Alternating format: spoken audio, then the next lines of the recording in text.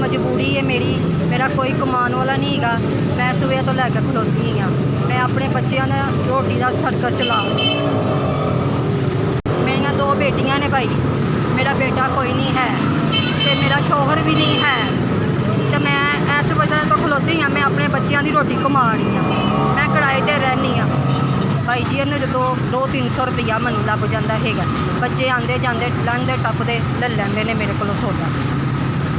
जवान मेरी 2 जवान मेरिया बेटियां ने, मैं उन्होंने घरों बाहर नहीं कर सकती। मैं उन्होंने भरा रही हाँ।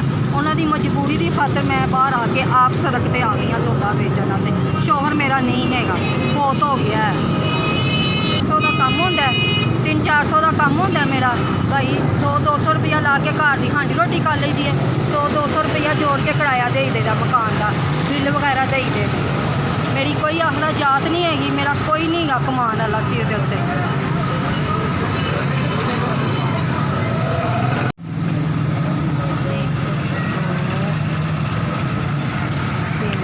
चार 4,000 रुपया भाई।